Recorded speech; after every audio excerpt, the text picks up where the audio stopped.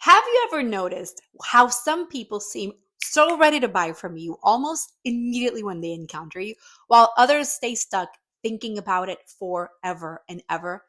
That is not really random. And it's not just about your offer or your sales skills. It's really about understanding what I call the urgency spectrum, the different levels of buying psychology that are ultimately determining whether somebody takes action right now or always stay in think about it mode. So today, I'm going to break down for you those four level of urgencies that drive those buying decisions. Why speaking to the wrong urgency level is actually costing your sales, and basically how to structure your message to be able to attract people that are more intentional in terms of the urgency that they have, basically those true power buyers. So let us dive in. You see, most coaches and experts make the mistake of thinking that urgency is one dimensional. Either someone feels urgently about solving their problem or they don't. But after working with hundreds of clients and analyzing thousands of buying decisions, I've come to a very different conclusion that actually urgency exists on a spectrum with four different levels. So let's break them down. Level number one is paralyzed urgency. This is the type of urgency that is born from desperation and scarcity. These are typically people who are feeling really overwhelmed about their problem, are in a state of panic or anxiety about the situation that they're in right now. They're the ones that are maybe showing the most extreme need for getting this fix right now. Like, I really need this fix right now. But at the same time, they're frozen by fear and indecision. So that means that they often can't really afford working with you or won't really commit to taking action. So you hear things like, I can't afford it right now, or I need to think about it, even though they claim that they have this really extreme urgency to fix the problem. So the truth is that these are the type of people who rarely buy. And when they do, they typically make the most challenging clients that you don't want. Trust me on that. Level number two is made up of wishful urgency. These are the type of people who recognize that they have a problem that really needs to be solved right now. And they have these like random moments of like a lot of motivation to get that problem fixed right now.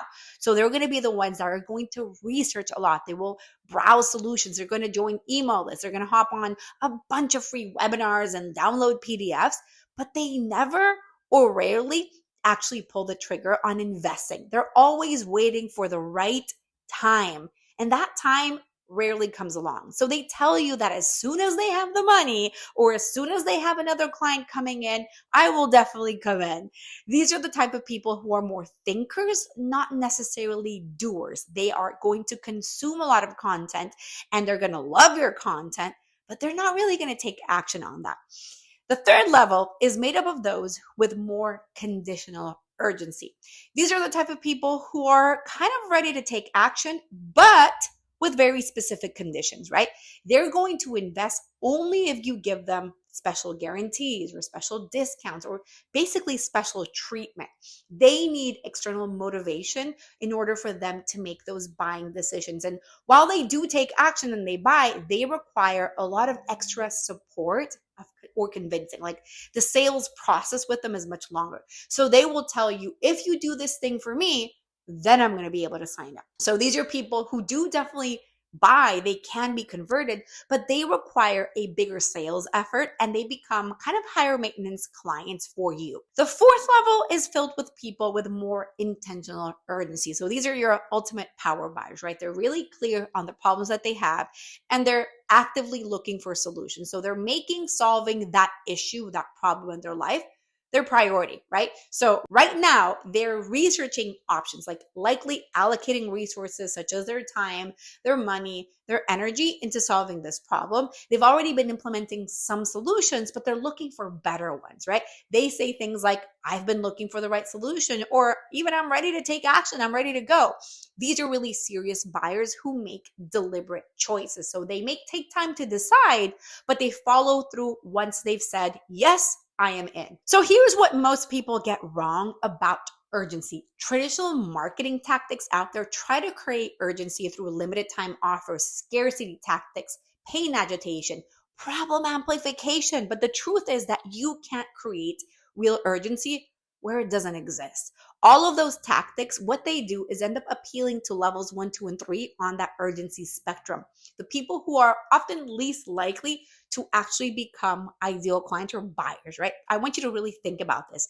If someone needs to be convinced that they have a problem and they're pushed into making a decision or offer discounts just to take action, are they really going to be committed to solving that problem in the first place? Like, are they really all in? Meanwhile, people who have that intentional urgency level, they respond to completely different messaging. They don't need convincing about the fact that they have a problem.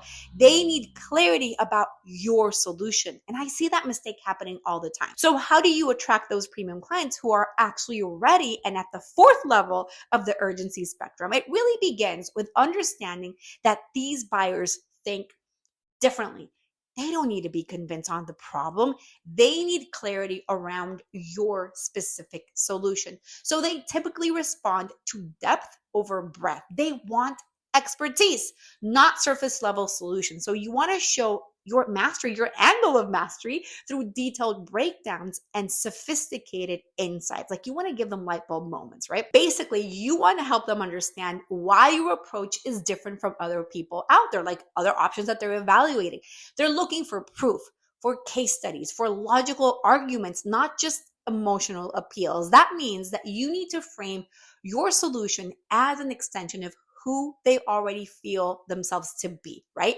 You want to challenge your thinking and the way that they look at things in a way that's going to expand their perspective. You want to give them insights and make the path to working with you frictionless as much as possible. These buyers don't need convincing.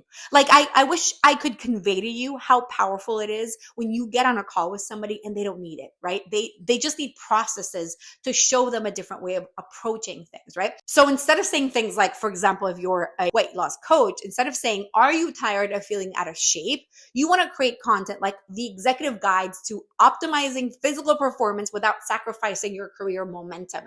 That entire approach is shifting from trying to convince people that need to be convinced about like working on their fitness levels to people who are already committed to their physical performance and like how they look, right? Now, the specific words that you use and the phrases that you use in your marketing matter a lot in terms of attracting people with the right urgency level. So if you're saying things like, are you struggling with weight and do you feel embarrassed with how you look?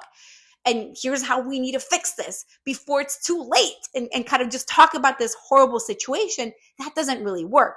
Instead, you would say, for health conscious professionals who've moved beyond basic fitness goals, here's why conventional performance metrics are limiting your true physical optimization potential, right? So one of them is trying to create urgency through fear, while the other one assumes that urgency already exists within you and is focused on the more sophisticated solution. That is what you want. The key psychological shift to all of this is understanding that you're not convincing them to work with you. You're creating the space for them to recognize that working with you is a natural and logical and inevitable next step in their journey. And so what that does is that it attracts clients who are easy to work with, who get tremendous results and become advocates for your brand and for your business because they feel seen, they feel understood, and they feel very respected from the very first touch point that they have with you. And so this is really the key. It's understanding, well, what type of urgency am I speaking to right now? And how do I really make sure that I'm speaking to the correct type of urgency and not the people that are desperate, not the people that are needy, or not the people that are coming to you with conditions, right? It really comes down to making sure that you speak to those power buyers who have an internal urgency already. That doesn't just make your marketing more effectively, it makes your entire business so much more enjoyable. You spend less time convincing people and more time serving clients who are really ready to take action right now, which is ultimately what we all want. So ask yourself, are you trying to create urgency, or are you speaking to those who already have it within them? The difference is going to honestly transform your business. If you want to know if your message is aligned with the right urgency level, let's hop on a quick 15-minute brand message assessment where I'm going to take a look at your message and tell you what type of urgency you're talking to inadvertently. Are you talking to the right one? Are you talking to the wrong one? And how do you optimize your message and your content in order to speak to the right audience? Go to brandmessagesession.com right now to book your call. You're going to find the links below in this episode. And make sure, please, that you subscribe to me on YouTube, on Apple Podcasts, on Spotify, and you follow me at Fabi Paolini everywhere possible. And let me know in the comments below which level of urgency in the spectrum are you speaking to right now? Which one do you feel like you've been attracting inadvertently? I would love to hear your thoughts, and I will see you in another episode.